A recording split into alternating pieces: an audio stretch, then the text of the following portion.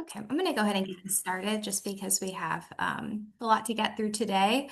Welcome, everyone. I'm Lauren Schomburg. I'm the program manager for Communities for All Ages at the Mid-America Regional Council. Today, we're going to be talking about the Home Plus One accessory dwelling unit universal design competition that we are hosting in partnership with the Regional Housing Partnership. So our agenda for today, we're going to provide some information on the project partners, a little bit of history and context behind the competition, and then we will pass things over to our partners at the Universal Design Institute, who are going to give some more specifics around ADUs, universal design, um, and then specs for the competition. And then we'll have a little bit of time at the end to do a Q&A. Just a little bit of housekeeping.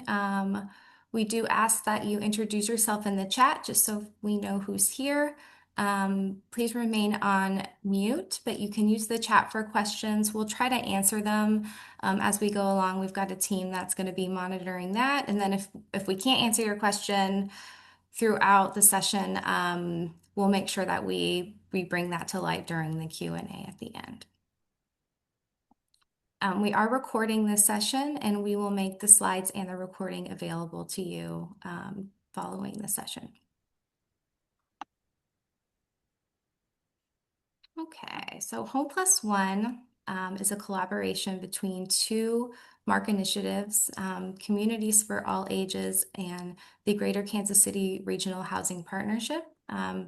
We are also working with consultants with the Universal Design Institute. This is a grant initiative that's funded by the William J. Brace Charitable Trust. We also received some generous donations from AARP, Kansas, and Missouri. Communities for All Ages is a regional age-friendly city program that provides technical assistance, recognition, and education to help cities and other local governments recognize their role in supporting their aging residents. Convened and supported by the Mid-America Regional Council and LISC, the Greater Kansas City Regional Housing Partnership's mission is to foster a thriving housing system that produces and sustains a sufficient supply of quality, diverse housing options to meet housing challenges in the region. The Universal Design Institute is a nonprofit organization based in North Carolina dedicated to promoting the concept and practice of accessible and universal design. We've had a long time partnership with the Universal Design Institute, and we'll go over that history here in a second. So just a little context behind the design competition. Communities for All Ages has worked with local governments in the region, looking at kind of different innovative strategies for housing, both on the affordable side and also on aging in place. So we were thinking of, what kind of projects can we bring to the region?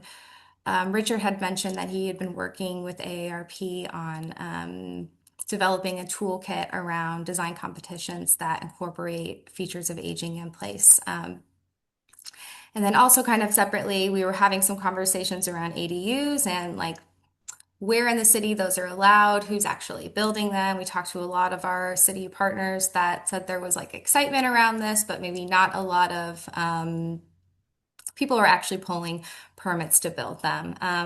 So this competition will really focus on kind of how accessory dwelling units are, a really great opportunity to incorporate principles of universal design for housing that addresses aging in place.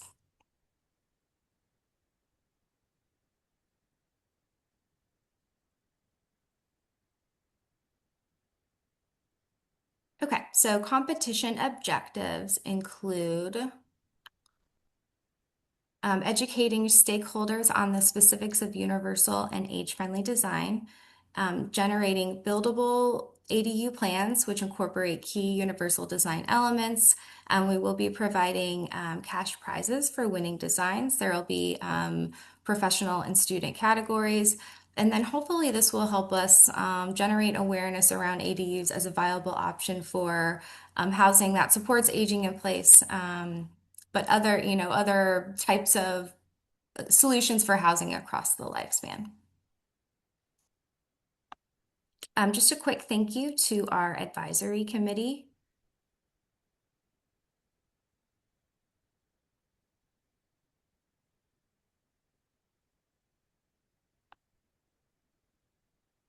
And then just a quick history of Mark's work with Universal Design.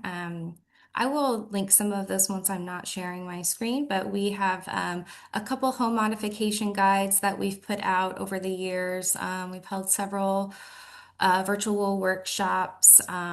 We've done some work around universal design in parks. And so this is kind of the latest iteration of that work and partnership.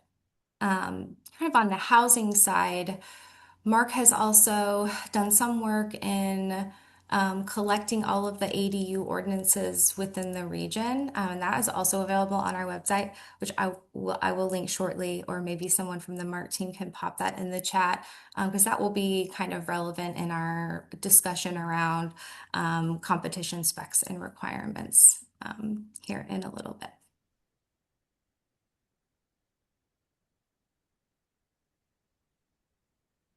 Okay, so that is all I have. I'm going to pass things over to Richard and Hannah with the Universal Design Institute to move into the next portion of our session. Thank you. Great. Thank you, Lauren. And I hope people are seeing our slide. Thanks so much, Lauren. It's great to be working with Mark again. As Lauren indicated, we've had the privilege of working with Mark for a bunch of years, including doing some publishing with him and a bunch of different initiatives. We're very happy to be working on this particular one. We think that the accessory dwellings have great viability, and they're a terrific match for older adults and their families. And so we're hoping for great things from you all, if you're the submitters from this, and also with the follow-on, that the benefits will be broad. As Lauren took you through the objectives, and really objective 1 and 4 are tied together. We have known, have learned over the years that a lot of folks have a certain idea about what universal and age-friendly design is, but maybe not a well-grounded idea. So we're hoping that we can educate all the key stakeholders, including municipal officials, agency staff, elected officials, and obviously the housing design and construction industry, as well as consumers. And so 1 and 4 really go together, educating folks and raising awareness around the needs for this. I'll tell you a story when I get into my slides in a couple of minutes about how that actually worked out on the ground for folks. And we hope that these are and can become buildable ADU plans, and that the submitters, whether they are winners or not, you can take the learning that takes place in the course of generating your submittals, and then turn that around and interest clients and customers in this. And we think that that's going to be happening as well. And as Lauren said, cash prizes will have the professionals will split $10,000. The student competition will split $2,500 between the winners. And here's I'm going to jump into a couple of the basics here. We'll tease a few things and then come back at the end with a little bit more detail on that. But really, the participants can really anybody who's in the design and construction professions. We're noting including interns, of course, as well as we're opening this up to architecture students in the 9 county Kansas City metro area. I'll show you that in a second on a map. And what we're talking about is submitting a detached accessory dwellings, the detached accessory dwelling that can be used by everybody regardless of age and ability. I'll give you some more detail on that as well coming up. So here's the map. What we're telling folks, these are the 9 counties served by Mark, is that the community that you select, we're giving the opportunity to select a community on your own, wherever you choose to do it, whether it's in Kansas or Missouri. um, that it has to be in one of these 9 counties. That's the only geographic constraint we have. In terms of who can submit, it'd be great if we had people from the greater Kansas City area. My guess is that if you're from other parts of Kansas or Missouri, that would be fine as well. And fine even more so if you find yourself working in this area. So here's the overview of the timeline. The registration window is from now until the end of August. We're asking folks to register for a couple of reasons. The main one being that if you register and you registered for this event, so you're kind of automatically kind of in the catchment here, that we'll be able to contact you directly with emails for updates, adjustments, alerts, all that stuff. So you don't have to worry about kind of getting a random email from someplace about this. We'll be able to contact you directly. So if you have any interest in submitting, even if you're not sure, or you just have an interest in staying in touch with competition events, please register so we can stay in touch with you directly. It'll be a great benefit to you, and I think the competition overall. 2 important dates this summer are July 16th, and that's our in-depth competition submission uh, webinar. We'll go through all the details of the design competition and the submission requirements.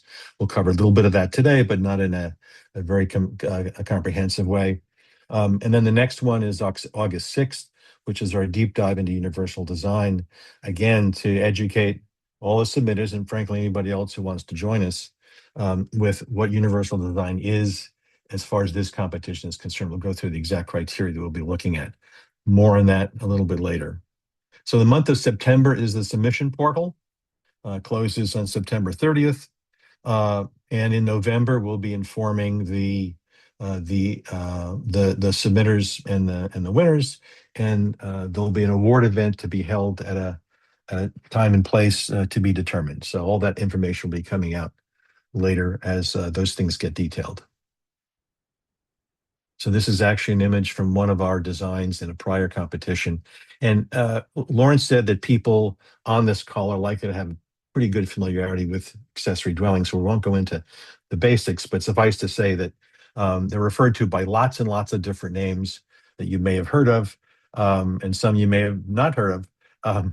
But accessory dwelling unit is kind of the standard 3-word phrase that describes what this competition is about and what the kind of dwelling unit is, indeed, with ADU as being the acronym. So to partially reiterate, but to kind of lay this out, these are detached accessory dwellings on a site that we will be giving you that already has a primary residence on it. It's got to be new. We're not going to accept any renovation plans. That's a whole separate kind of deal. And it's got to be a full dwelling unit. It's got to have a full kitchen in particular and a full bath. And you'll see lots of examples of what I mean coming up. The size will depend upon the location that you choose and the development ordinance opportunities and constraints that location offers. You can choose where you want to do this.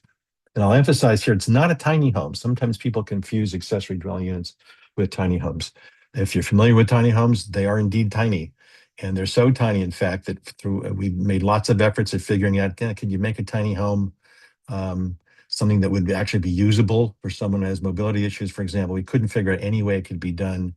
The only examples we've seen are highly compromised. So it's not that. That's a separate design competition, probably a useful one in any event, but probably not one that would be suitable for long-term living for an older adult. So you may know of the many uses that accessory dwellings can be put to. For older adults, there's a particular angle on this that I'll detail now. Of course, the accessory dwelling unit might be lived in and occupied by a caregiver. That happens not infrequently. The caregiver might be a family member, or you might have a family member living in there for a period of time in all varieties of circumstances, a bounce back young adult, another family member who may need a place to stay for a while. Accessory dwellings can have many different uses and lives over its whole lifespan. Could be an office at some point in time for a member of the household. It could also be guest quarters, or it could be a rental. It could be that the older adult may remain in the primary residence and the caregiver may get some kind of a break on rental income, or it could be used as a rental unit to financially support the older adult who again is remaining in the primary residence. Or it could be the older adult themselves, of course. That's really the kind of the gold standard for us. But all these other uses are perfectly legitimate and might, in fact, serve the older adult's needs in various ways as well. We've seen a whole variety of configurations and of uses for these. One circumstance we came up with that you may have heard of, or not, but we had a circumstance where we had an older adult couple who was living in their primary residence, who were thinking about, we really don't want to stay in this home any longer. What are we going to do? They were looking at their options. At the same time, their son and his family was looking for housing in the same area. Um, and at the same time, their community had recently passed ADU-friendly development ordinances. And so that gave them this idea. So that's an example for how the advertising, the promotion around this effort can actually prompt a lot of people to consider this housing option that may not have considered it before because they'll see this as a viable opportunity. In this family's case, and you can see this video interview that I did with various members of the household on our Universal Design Institute YouTube channel. Interesting story. They decided, well, we're going to build an ADU in our backyard. We'll move into it and then give my son and his family our primary residence. An interesting twist on a theme, which is not always the case. Often there are other ways to reach that outcome, but in this case, it worked out well for them. Again, you can see this in other interviews with accessory dwelling residents on our website. So the benefits of ADUs for older adults are significant. We mentioned caregivers, so proximate caregiving. You don't have someone living somewhere else and having to come in, even a family member, paid or unpaid caregivers. They might be able to be living on the same property, which is terrific for them. And there's more choice and interdependence. We're not really believers in this single direction, linear trajectory from independent when you're young to dependent when you're old. We believe that we're all interdependent throughout our lives in various ways. And the same should be true as we reach older adulthood. And in this case, also, it gives you some choice as an older adult. I don't mind you raking my leaves as an older adult. Not so happy having to wait for you to help me out of my home when I want to go somewhere. A universally designed accessory dwelling unit would serve that need. I don't mind you coming into my house and changing that high light bulb that's in a can at the top of my ceiling, but I do mind you having to help me get on and off the toilet in my inaccessible bathroom. So choices are really important in what the outcomes are for this. As we mentioned, it could be financial support, keeping you in place on your same property in your home. And we think there's a real positive health outcome with the kind of designs we're talking about, and it's particularly applied to accessory dwelling units. Improves both physical and mental health, often under-recognized as an important thing. So you can maintain social connections more easily because of other people being living on the same property. Also, the fact you can get out of this accessory dwelling unit easily and simply and probably on your own to go other places. The home is going to be safer, so you have fewer injuries. So both physical and mental health, we think, will be enhanced by folks living in these. So, okay, we're getting down to some of our more particular issues regarding design. So what this isn't as a competition is a competition for accessible housing.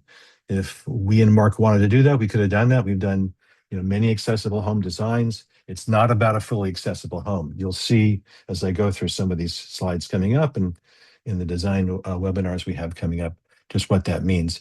And it's not even good-looking accessible design, which is a great thing. We like good-looking accessible design. But it isn't that. This isn't a home that's designed to be fully accessible for immediate occupancy without modifications by someone who's a full-time wheelchair-using person. It is other things, and I'll talk about some of those right now. It's got to have higher functional features, and we'll talk about some of those, and it should be obvious. Nothing crazy, just basic stuff that we're accumulating to one place for application of these small homes. It's got to have those functions and the functionality integrated into the home design. It isn't appropriate for folks to drive past your house and be able to identify that as, oh, that's the granny thing over there. Can you see that? Whatever it is, the ramp or something that's over there. That's inappropriate. Nor is it appropriate if someone can go inside the home and kind of pick out exactly that this is something special, special housing for special people. It's really universally designed and universally appealing. So it's got to be broadly appealing. That's a key element of this. And everyone customizes their home. The same will be true of these accessory dwelling units. We're not intending that they will ever be customized. We know that if someone needs to customize them for functional reasons, the cost will be far lower, the hassle will be far lower, and the kinds of customizations you may be looking at might be including adding some grab bars at particular locations. We don't want you to add grab bars in your designs because we know grab bars are very specifically placed and located, and you can't know that ahead of time. So we'll let them do that. Or maybe it's creating knee space under a bathroom sink. Uh, Not a big deal compared to what you'd have to be doing in a traditional home in terms of adapting the home for someone who uses a wheelchair. So very briefly and with oversight, step-free entrance. It's got to be a graded entrance. We don't want to see any ramps. I've seen some design submissions where someone has had a decent dwelling, but they've kind of bolted on a ramp to the side of the dwelling to make it what they think is an appropriately step-free entrance. That's not appropriate. It's one of those stigmatizing, stereotypical kinds of features that's hard to get around. Both for us and for the jury, I guarantee it. And probably wider doors. Of course, the outside door will be 36 inches without question, but we're not demanding, there are not that many doors inside these units, right? We're not demanding that the bedroom or the bathroom door be 36 inches wide, unless you can figure some clever way to do it without making it look and feel institutional. It's got to have a usable full bathroom. We'll talk about that a little bit now and more, of course, in July. And a full kitchen that's universally designed. We'll mention some of those features today. Unless you've got code requirements otherwise, laundry is typically optional. Great if you can find a way to fit it in, and there's surprisingly wide variety of ways you can integrate laundry into a dwelling. We'll talk about that in our August event. And we'd like you to please include, because these dwellings are so small, outdoor living space. We want to give people a place they can get to and reach outside where they can sit, they can enjoy the outside weather when it's appropriate. So that's a very brief thing. These are some designs from past competitions. These aren't all winners. And I'll bring your attention to the image on the lower right, which had a very interesting interior design, but much to the horror of the principal of the firm with whom we spoke afterwards, they failed to fully vet the actual presentation image of the outside the dwelling. They could have easily added a graded entry to this, but they left the step in. So it was tough for the jury to get around that. So I'd advise you to make sure you attend to some of those details. Some of this gets down to details and what you include and don't include. All right, so here are some images. This is sideways. I apologize, but that's the nature of our size and shape of our slides here. This is from a 2023 competition in Omaha. You can see it's a one bedroom, as many of these are. You could certainly choose to go much smaller and go into a studio design even. That would be appropriate in many places. You could also consider kind of Murphy bed, and they get some very elegant, interesting, and complicatedly designed Murphy bed arrangements now that you could have in much smaller units. And typically it's got a kitchen, dining, living, that's all part of one area. They've chosen to have laundry here and a rather snug bathroom. We don't demand that people place a 5-foot turning diameter inside all the spaces, including bathrooms. They can consider other ways for maneuvering, including things like T-turns. This may be a little snugger than we would have preferred, but it has a couple of outdoor spaces that are covered as well. Yeah, covered entries are also something that goes a long way towards accommodating older adults. This is another one, a little bit larger, I think this is, that's actually got a big old closet there. It's one of the things we know that is sacrificed often in accessory dwelling units is you sacrifice closet space or maybe closets altogether and having to opt for some other kind of storage opportunities. But here you've got this, you've even got a hallway, and again, kitchen, dining, living all in one area. And again, another snug bathroom here. I would definitely vote to make that larger and more accommodating. Both of these designs are nice curbless and threshold-free showers. And this shows a covered entry achieved with an inset design, which is interesting. And we want to remind people that that's possible too. It's not always something that has to project out. So here's another one about the same square footage from a competition in Raleigh. Um, Nice large bathroom, bedroom with a closet. Again, kitchen, dining, living all in one greater space, and actually a mud hall, as they say here. And the bathroom located not next to the bedroom, but over here. And you can decide, as the jury debated on this, as to how big a deal is that? Is that a deal killer? Um, it's a small dwelling. How is it a big deal to go from one end of the house to the other? It's not that big a house. You can kind of figure that out for yourself.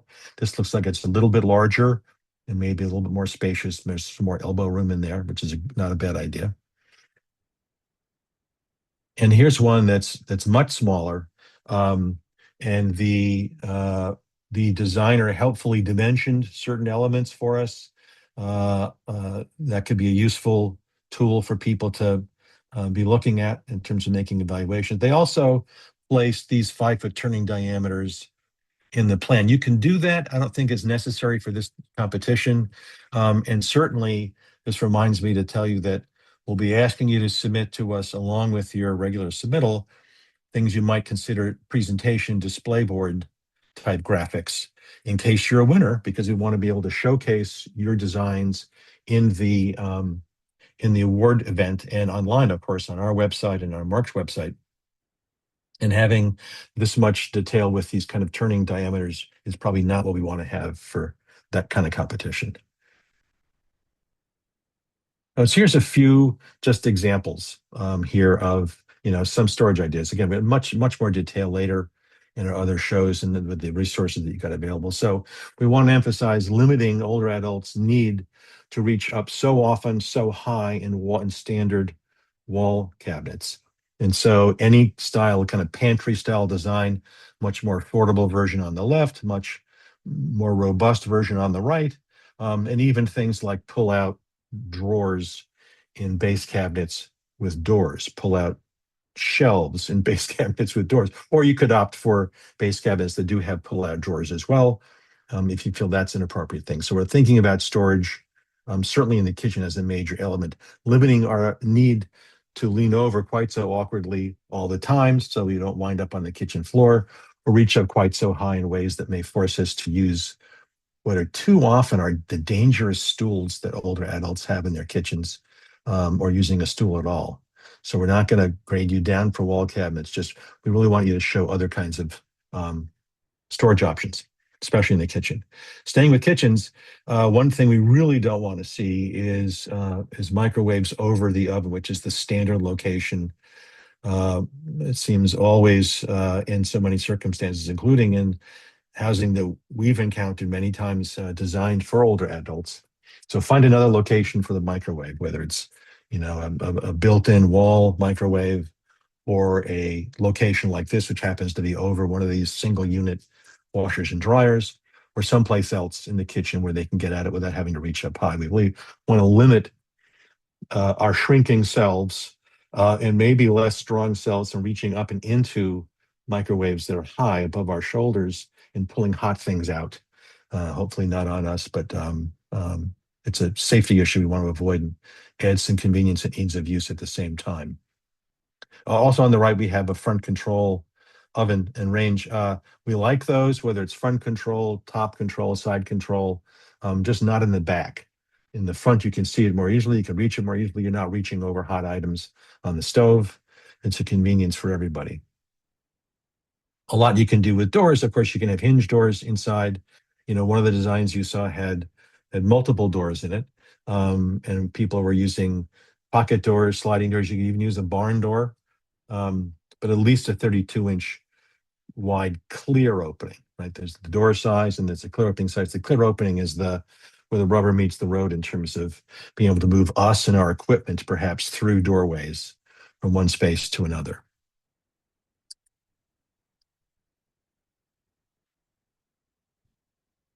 And then finally, I think we've got the slide here that shows one of many, many versions of curbless shower. This is looks like it's a fiberglass setup unit. You can get them with very low thresholds, and you can, choose to configure them in a lot of different ways. Sometimes you can put the pan in an inset in the floor, which really makes it for a much more elegant and seamless transition from floor in. And of course, tiled floors, which may or may not be part of this competition, would make that simple and easy to do.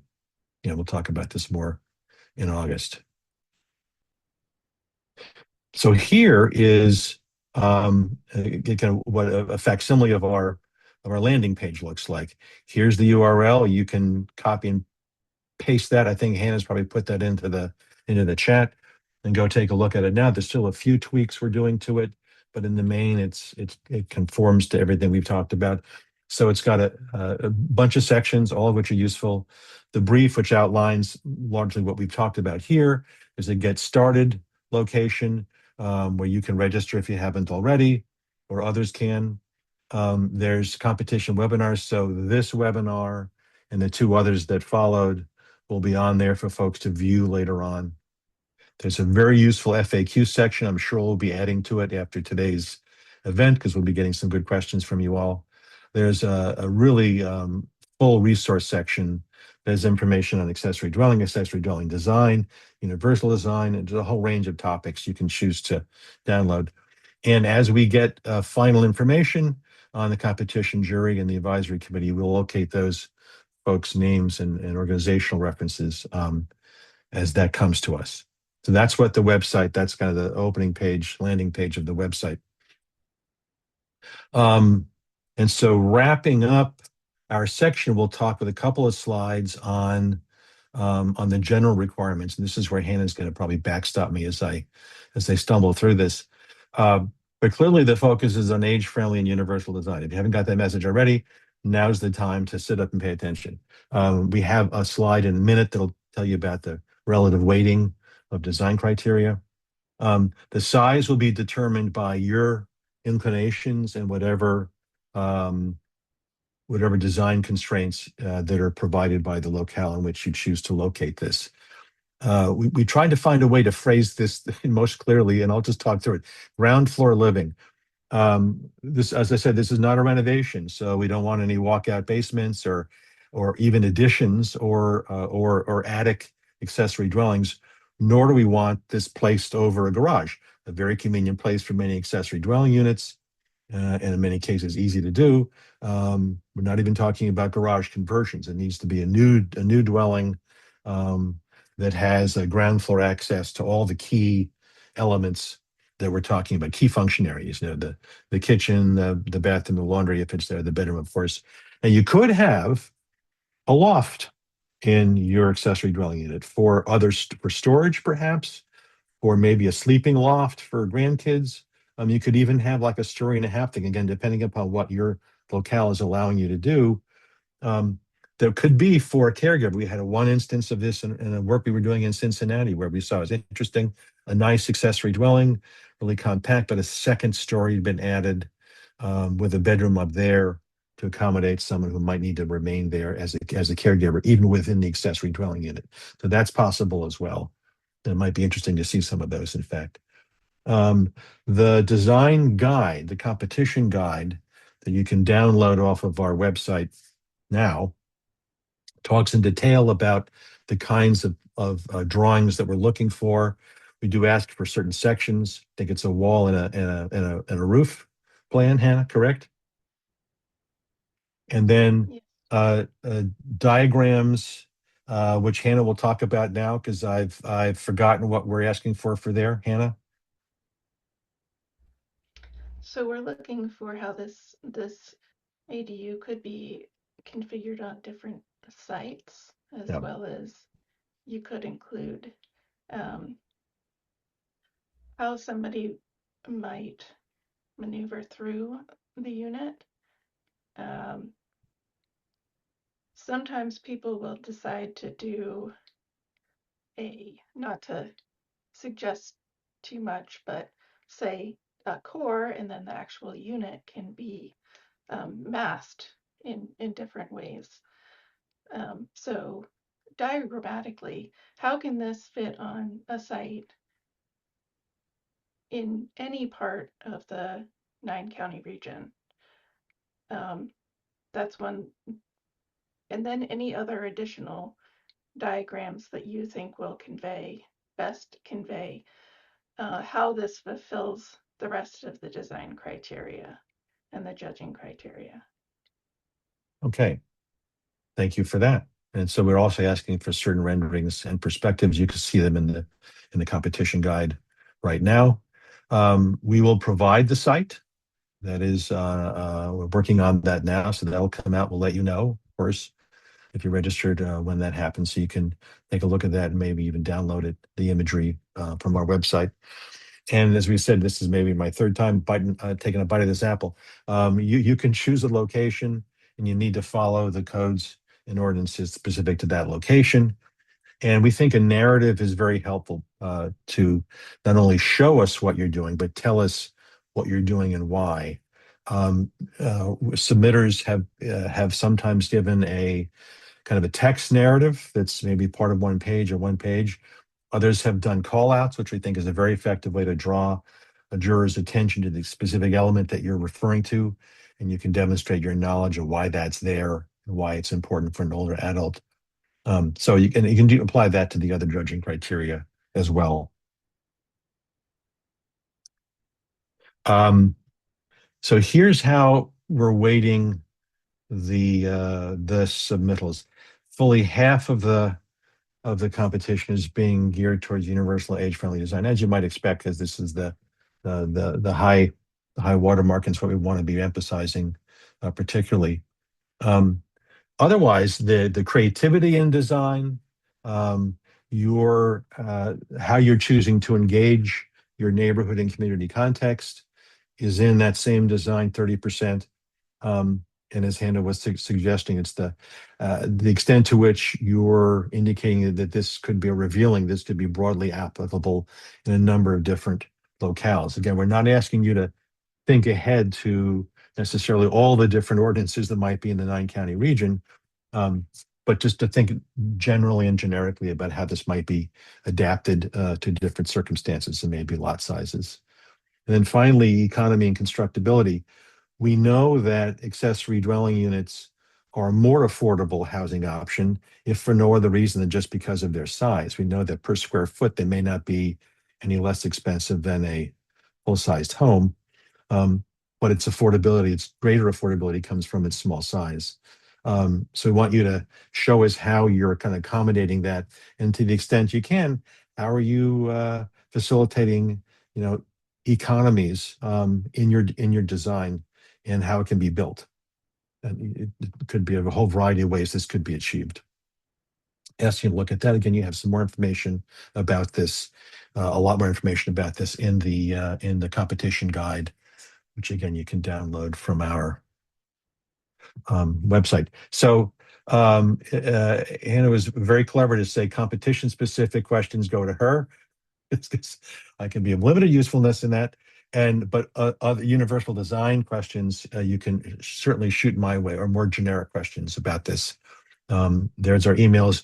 They'll be on the website. You'll get them in a whole variety of ways going forward. Again, we know people may not be today making a decision about whether to pull the trigger on this. If you're just thinking about it, we'll make sure you have access to our information and contact information going forward in subsequent contacts we'll make with you if you're registered. So that's the end of my section. So Lauren, we can kick it back to you for some remaining comments, and then we'll open it up for questions, whatever remains from the chat.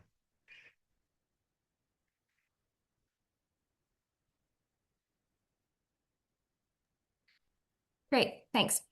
Just quickly, next steps. So we will send a follow-up email out to anyone who registered for this webinar, and then we'll probably continue to engage some of our housing outreach lists just to catch as many people as we can, make sure we're getting the word out to contestants.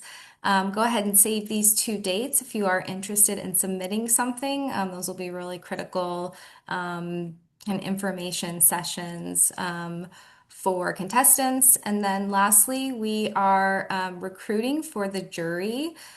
So if there's anyone out there on this call, or if you all know anyone that would be a good fit as a jury member, I'm trying to think, Richard, what was in that document, but I will also drop that link for the job description. But really, like retired architects Mm. or like architects from outside the region are great. We want to make sure we're avoiding any conflict of interest between the contestants and the jury. Anybody that's like reviewing plans, with the city, if you have experience in that or experience with universal design, those are all great qualifications for the jury. You can also send me an email, connect me with anyone that way. We're going to really start trying to recruit for that over the next couple of weeks. And then I wanted to just also quickly plug kind of where we are hoping to go with this competition. So somebody I think had asked in the chat, have these ever been built? Yes, they have, and we would also love to be in that list of competitions, design competitions where we were able to actually get one of the winning designs built. So we are actively exploring options for funding or support or any kind of sponsorship. So if there's anybody on the call that has ideas for that, also please reach out to me. We've also had some discussion about including this as a portfolio home option. Overland Park and Kansas City currently have portfolio homes. I'm guessing we'll probably see some more of that in the region as theirs are gaining popularity. And then we plan to continue to do kind of education, awareness building, maybe creating a little bit more regional strength around ADUs. So I don't know if that's like looking at creating a sample ordinance or just doing a little bit more regional organizing work that way as well. So I'm going to stop sharing and we'll open things up for questions. I know, Chris, I might pass it to you first. If there's any questions in the chat that we haven't addressed, we can start there. And then if people want to come off mute using the raised hand feature, we can do questions that way as well. Thank you. I'm also, yeah, thanks, Lauren. I'm also interested in questions that may have been answered in chat because not everyone may be looking through that. So Great. I think there's a good one that I was just in the middle of answering. Do professional participants need to be licensed in Missouri or Kansas? And if you can submit for a permit to build a residential design or ADU, then you can submit to this competition. So we're looking for designers from, all across the board. You don't need to be a licensed architect. Is there anything though about them needing to be licensed specifically in Missouri or Kansas?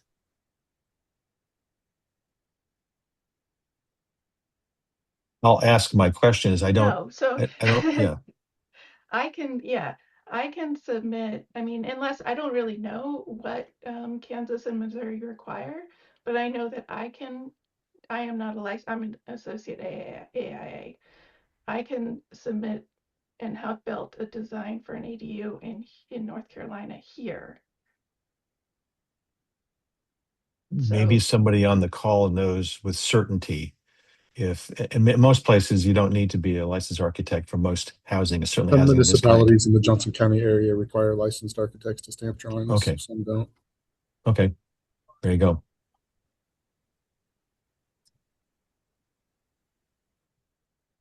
So if you're not licensed, I would avoid Johnston County as a site for that. right. And you do get to choose. Yeah. Another question we had was, do the designers retain ownership of their designs after submitting them, or do they forfeit ownership of their submissions? I know what my answer is. All you forfeit is the right for the competition to use your imagery in the promotion of the competition or in of course in things like the award ceremony, but you retain all rights to your design. Somebody correct me if I'm wrong. Yeah, we have to have the right to use your imagery because otherwise we can't showcase you or the competition.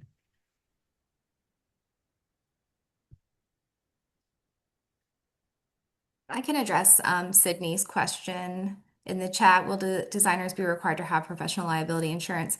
So we haven't actually worked this out because we don't really have the funding or the pathway to build the winning design yet. But I imagine as those conversations progress, that will be part of the discussion, and we'll make sure that we communicate that to contestants. Yeah, so if you want your design built, if that should happen, you need to think about that. To submit, I'm going to say, no, you don't have to.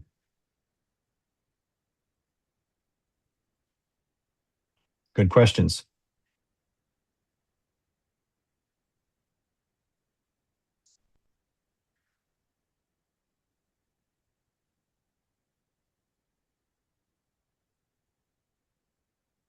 People can raise their hands at this point too. I see you're looking at the chat, but if you got a question now, So can Ethan asked, oh, can I submit a design that's being done for a client now? Absolutely. I mean, if your client is asking for extraordinarily customized features, you might consider modifying that slightly for purposes of the competition. But yeah, that's terrific if you're already working on something.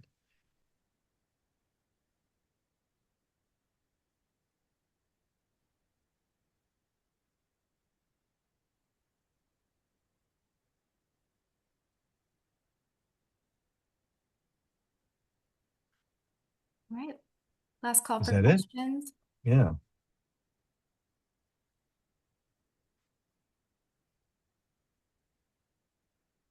Okay, Lauren. Well, I can go ahead and wrap us up. Look out for some emails from us. Just monitor that. It'll either come from me or maybe Richard and Hannah with Universal Design Institute. Or you also may receive it from the housing email at Mark. So kind of three different places that you may see communication from us. We will be probably updating the Mark webpage for the design competition too. That's a good place to find updates and get a hold of us as well. So I appreciate everyone being here. Please reach out if you have questions. Otherwise, we will see you in a few weeks for the next webinar. Thank you. Thanks. Goodbye, everybody.